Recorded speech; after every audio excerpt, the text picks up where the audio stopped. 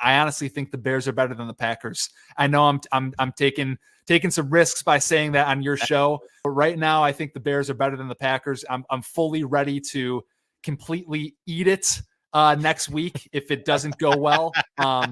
But from what I've seen the last 6, 7, 8 weeks, I like the Bears in this game. Well. To one Sam Gemini, I say, I hope you are hungry, because you do indeed have to eat it. And if you need some food, the Packers just went bear hunting for you. We might have some meat to spare. I am your host, Kedrick Stumbris. You can follow me on the website formerly known as Twitter at Kedrick Stumbris, and follow this here podcast, Scotty Sixpack, at Scotty Sixpack, to get the latest in all of Wisconsin sports, including this now glorious run to the playoffs for your 13-time world champion Green Bay Packers, coached by Matt LaFleur, who is 10-0 against the Chicago Bears. What a game. What a performance by a Green Bay Packers team that really looked like for a second they might just give it away. That was in some ways a dominating performance, in other ways a little bit of a dangerous game that the Green Bay Packers chose to play in this one. I was actually talking with our good friend Sam Gemini over at Snap the Pigskin and Puckworms throughout this game. And he and I both got the feeling that this was a game that felt like the Packers were winning big when they really never pulled away. Because there were some great positives. And listen, the positives are great. They are phenomenal. But it also showed that this team is far from perfect. It also showed that this team, which is a 7-point underdog in Dallas against the Cowboys this Sunday at 3:25 Central, I don't think a touchdown necessarily is, feels right to me. Not really a gambling man, but it underscores, why this team has some issues, where those issues come from, and where there is room for improvement as this roster develops from a maturity standpoint, an experience standpoint. But Packers beat the Bears for the 10th time in a row. This is just brutal for Bears fans. But hey, Packers Twitter today is awesome. Awesome. You have Jair Alexander interrupting local sports reporters. Man, just fantastic stuff going on up in Green Bay. And the Packers are gonna head to Dallas, and we're gonna talk more about that game this week. But let's take away some things from this game that just happened on Sunday afternoon. First, starting with the positives from this game. You had some really, really good stuff. And I listened to Split Zone Duo, hosted by Richard Johnson and Alex Kirshner and Stephen Godfrey. It's a college football podcast, but Richard Johnson, also Sports Illustrated, has a mantra that he kind of goes back to when talking about games, which, a mantra, it is, it boils the game down into just a few words. Pretty simplistic, but it's true. You're talking about football. The game's about blocking and tackling. And if you're looking at positives to take away from the Green Bay Packers and Chicago Bears yesterday, that game was about blocking and tackling. And man, I tell you, the Packers whipped that ass on Sunday.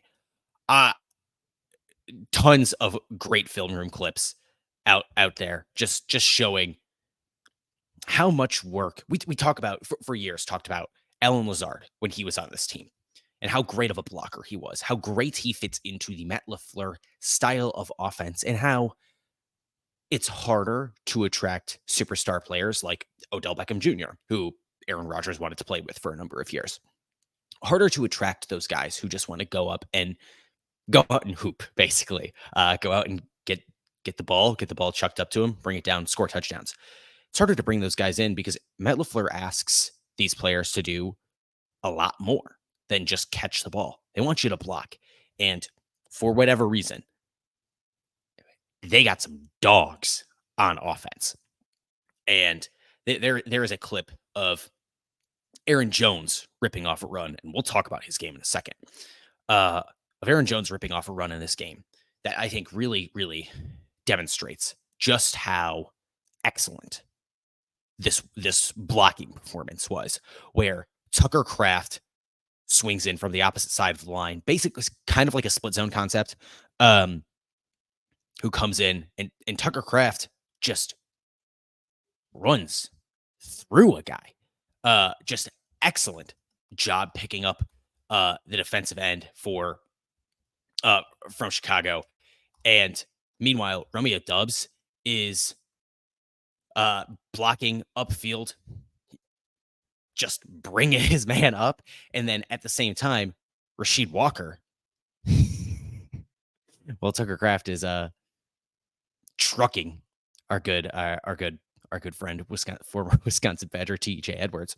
While that's happening, Rasheed Walker is carrying his man legitimately 20 yards upfield from the line of scrimmage, just going on a tear. And look, I don't know what the future is at tackle for the Green Bay Packers, whether that future involves David Bakhtiari or not.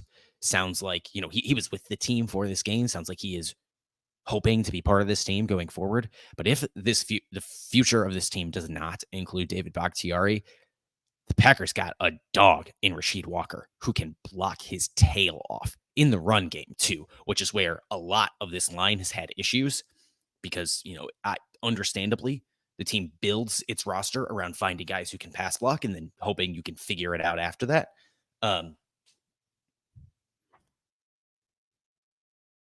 It was an excellent performance on the line of scrimmage on the offensive side and also by the defense. The defense records 5 sacks in this game. 5 sacks.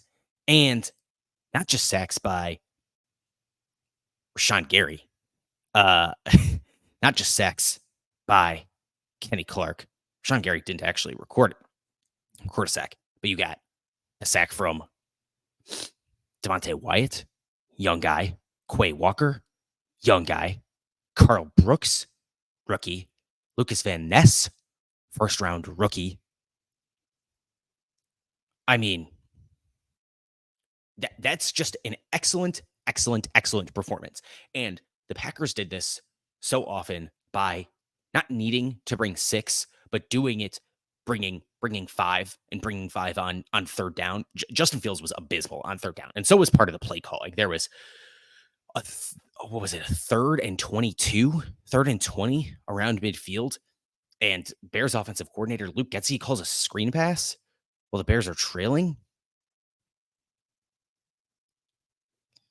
I mean, the Bears offensive line was getting its lunch taken all day, but yeah, Getsy there, not necessarily beating the accusations of some Chicago sports fans, some who have been on this show in the past, who would like him removed from his job.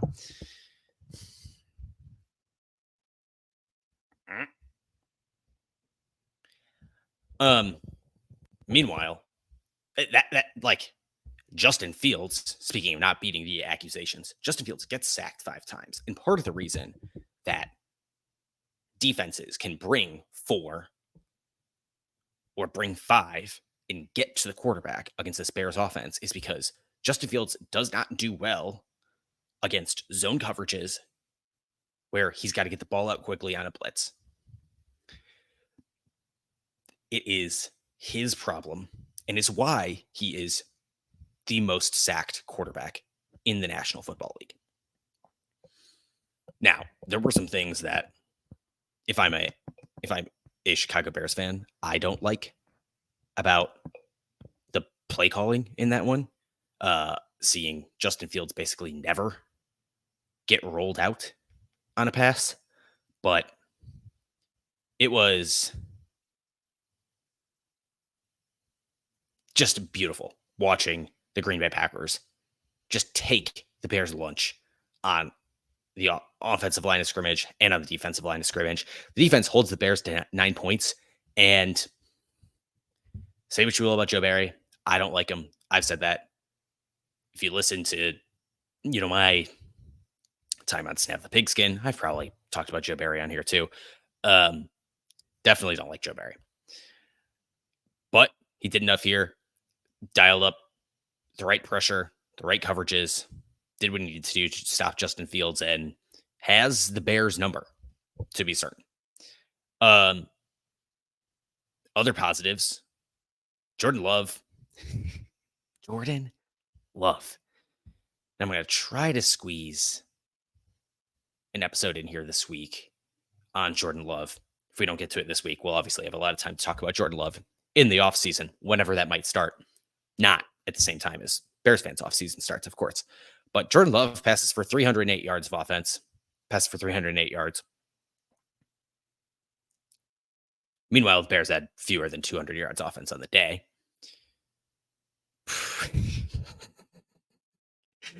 300. Oh, sorry. He had 316 passing yards. Nearly 10 yards per attempt. 2 touchdowns. Sacked once for a loss of 8. He had 2 touchdowns, and it could have been more. Drop in the end zone, ruled not a touchdown. But Jordan Love has an excellent day. Again, it just looks like in a game where the offense is, sputtering a little bit, and we'll talk about that in the negatives section of this show in a little bit here. Just really have confidence that Jordan Love's going to go out there and be able to get it. Threw some really, really, really beautiful balls too. He has it. They did it again. The Green Bay Packers did it again. And we'll talk about the fact that they did it again in more detail, again, in a show either later this week or on. But I think there's another guy that I think is more important to key in on here, which is Aaron Jones. And Aaron Jones, like we said, this all starts with blocking up front. Game's about blocking and tackling. But he rushes for 111 yards on 22 carries, averages 5 yards carry, long of 17. And he just looks phenomenal.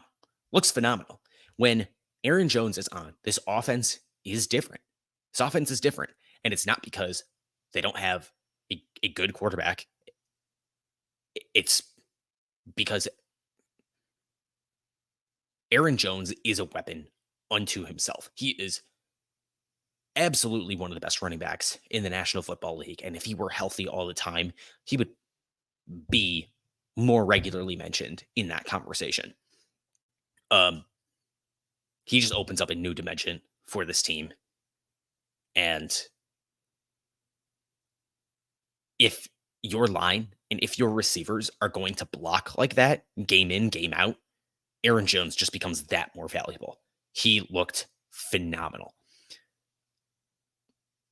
I don't know how much time I want to spend talking about each individual player in this roster, but Jaden Reed had a day, catch deep balls. Dontavian Wicks just breaking guys' ankles, looking awesome. Man, for the youngest roster in the NFL, the youngest roster to ever make the postseason in the NFL, the most inexpensive offense in the NFL, to look like this is a testament to everything Brian Gutekunst, Matt LaFleur, Jordan Love, down the line have done for that side of the ball in particular. Because, like I said last week, this could be a year where we sit and make all kinds of excuses for Jordan Love, much like Bears fans did in year 2 of Justin Fields. Also, can we change it to, just him Fields to Justin Fields now? Because I think for Bears fans who are saying, really not beating the accusations here for a second, and I'm getting off track, but fine. For Bears fans who are saying, You're going to see it. You're going to see it against the Packers. He's going to prove it. The vibes are going to be so good. You can't get rid of him. Vibes are bad. Passed for 148 yards, only ran for 27. I don't know what he does for that team. He can't throw the ball. He can't process defenses fast enough. He gets sacked too often. Drive killers. Those sacks were all drive killers. Can't have it. Anyway, for a team that could be making excuses for Jordan Love, they aren't, because Brian Gutekunst hit on basically all of these guys in the draft. Jaden Reed, Bo Melton, who's on a practice squad, obviously not Brian Gutekunst's pickup in the draft. Drafted the season ago, sat on the practice squad in, I believe it was Seattle and then New York. Packers pick him up. One of these in-season pro scouting pickups that the Packers consistently seem to find gold on. Dontavian Wicks, 5th round pick. Tucker Kraft. Luke Musgrave got into this game a little bit, even had a reception. Willie Keith, Romeo Dubs. Christian Watson didn't play this game, but, if he's in, that's just another weapon for Jordan Love to generate more offense on when he had 316 yards passing. And then minus the 8 yards sacks. But, okay. Before we get to the game coming up, let's talk about what went wrong in this game, because there were some things that went wrong in this game. But first, I do want to tell you about our friends over at TickPick. TickPick is where I buy all of my tickets. And I don't know if any of you are aware of my whereabouts at this particular time of year, but I am in South Texas. And I don't know. We'll see. We shall see. If you're not aware, Texas is huge. I'm still like 8 hours driving away from Dallas, but we shall see. If I'm going to end up in Dallas, I'm going to get there because I'm going to buy my tickets to that game on TickPick, where you should buy all of your tickets. Because if you use TickPick, you're never going to pay service fees. You're never going to pay delivery fees. If you find a better price on tickets somewhere else, TickPick is going to match that and give you 110% of the difference in credit towards your next purchase. And if you use my link in the YouTube description, on the screen now, in the podcast description, you're going to save $10 on your first order. So go to the Apple App Store, go to the Google Play Store, download the TickPick app. That's TickPick. Click my link in the podcast, YouTube, etc. description, and you will never pay service or delivery fees on tickets ever again, because why should you? The price you see should be the price you get. That's simple. All right, let's get back to business, where the Green Bay Packers will be trying to take care of it in Dallas. If they do so, if the Packers do so, they're one, going to have to get a little bit lucky. Two, clean up some things. And one of those things they'll have to clean up is the kicking game.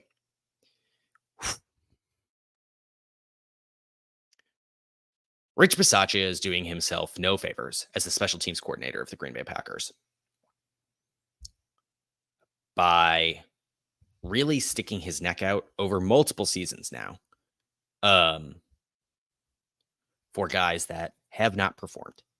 Amari Rodgers being chief among them, of course, finally getting cut in the middle of last season after being an abysmal returner, getting replaced with Keyshawn Nixon, who then goes on to make the Pro Bowl at the position. Awkward, self-scouting. And then Anders Carlson, the Packers draft to be Mason Crosby's replacement. And I like the move. I like the move to replace Mason Crosby. He got a little bit of an old man leg. Hadn't been great over the course of last season.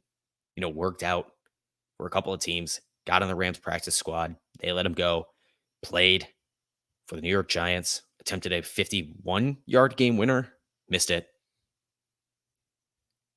That 51-yard game winner that Crosby missed also eliminated the Bears from playoff contention a couple weeks back. So I don't know. Maybe Crosby had some other things in mind, but I digress. Mason Crosby wasn't the answer. I know the Packers had to go a different direction. I wasn't one of those who really bemoaned moving on from Mason Crosby. I liked it. I got it. But then,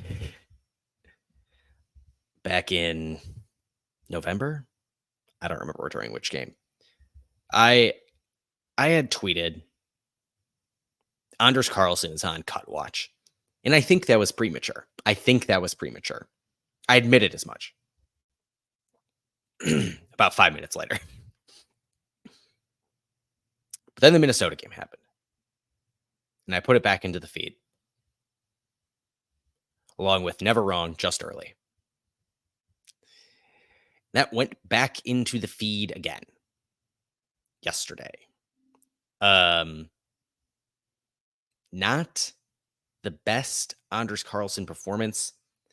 So he misses a chip shot and goes 1 for 2 on the day.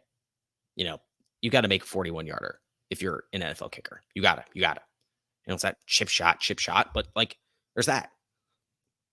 You add that on top of the fact that he is by far worse at successfully converting extra point attempts than any other kicker in the league. He is by far the worst conversion percentage on extra point attempts in the league. This is a game where this upcoming weekend, you might need a Mason Crosby-esque game winner at AT&T Stadium. If you know, if you're old enough to remember. And Anders Carlson has not necessarily shown that he can do that. Peter Bukowski of Locked On Packers and The Leap, as he would say, a newsletter I would love for you to subscribe to, was talking about this and suggested, you know, what if the Packers brought in Mason Crosby this week, signed him off the Giants practice squad? I don't like that idea. I think it is blurring that line between moving on and not moving on too much. You made a decision, stick to the decision. If it is true that making the playoffs is great and is already above and beyond everything that was hoped for out of this season, everything from now is gravy. Get as much evaluation of Anders Carlson as you can. And if it doesn't work, it doesn't work.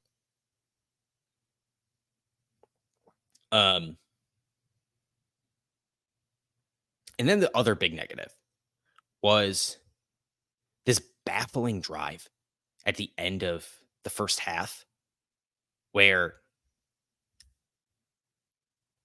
I don't remember if it was Kraft or Musgrave just shows an aversion to going out of bounds to stop the clock. So the Packers, you know, waste however much time getting back to the line of scrimmage, followed by Jordan Love throwing an interception that was dropped by the Bears in the end zone, but should have been an interception when you got to come away with points there because it's a close one-score game. And then the Packers don't even end up getting any points, don't even end up getting the opportunity to score points, don't even end up getting a field goal attempt off because you try to run an extra play and Dontavian Wicks was pushed and he was moving backwards, goes out of bounds, so the clock keeps winding. You have to be trying to turn upfield when you are knocked out of bounds for the clock to stop. So the Packers don't even get a shot there. That was tough. And it's just mistakes that you can't repeat against actual playoff caliber teams. LaFleur looked really ticked off after that happened, but also that's why are you trying to get cute? There was 5 seconds on the clock? My brother, that's your call. That's your call. Just do it right. Anyway, all around, gritty performance, a performance that you didn't get the best out of your offense. And for the first time, I think all season, we can say that the Packers didn't get the best out of their offense and still managed to win.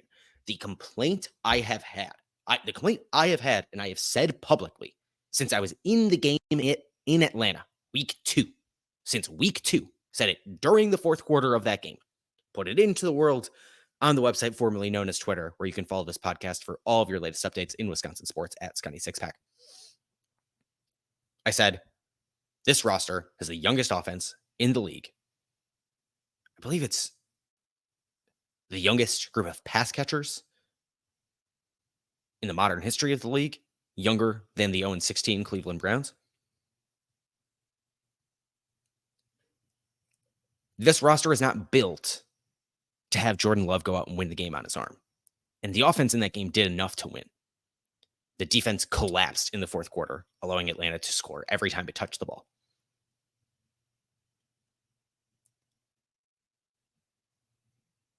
Well, now we finally got a game where the offense didn't play its best. The defense stepped up. Last week, the defense, held a bad, third and fourth quarterback for the Minnesota Vikings to nothing on offense. But this was a game where they stuck it together, and Packers offense still put up 17 points. Defense held the Bears to 9. Both sides did enough. And that's what you really hope to see from this team, and what this team is going to have to get against a Dallas Cowboys team that I think is much better than this Green Bay Packers team is. But I don't think that means the Packers can't win this game. We're going to talk about that more this upcoming week. Coming up this week on the show, we're going to talk a little bit more Wisconsin Badgers basketball because that team heads to Ohio State on Wednesday. If weather permitting. I hear it's real bad up in Wisconsin right now. High here in South Texas is 90 today. I'm enjoying that a little bit more. We're going to talk about that. We're going to try to talk a little bit of Jordan Love and what he has done for this team, what the Packers should do going forward with Jordan Love, because I think the decision has been made, but it doesn't come without risk. And I want to get into that a little bit coming up this week on the show. We'll also break down the Dallas Cowboys, that matchup, trying to get a special guest for that show that will be on with us on Friday, if all things line up. But yeah, stay tuned. And thank you for listening to today's episode of the Scotty Sixpack podcast. I have been your host, Kedrick Stumbris. You can follow me on the website formerly known as Twitter at Kedrick Stumbris, and follow the podcast at Scotty Sixpack for the latest updates in Wisconsin sports. You can also get this podcast version of a newsletter. We have always a little bit of different content over there by subscribing on Substack.com. Search for Scotty Sixpack or go to ScottySixpack.substack.com. Rate us nicely, 5 stars, kind comments, helps other people find the show, and helps us listen to some kind words for Sam Jamiti just one more time as he eats it, and we end our day here. Go Pack, go. The Bears are better than the Packers. I know I'm taking some risks by saying that on your show, but right now I think the Bears are better than the Packers. I'm fully ready to completely eat it next week if it doesn't go well. But from what I've seen the last 6, 7, 8 weeks, I like the Bears in this game.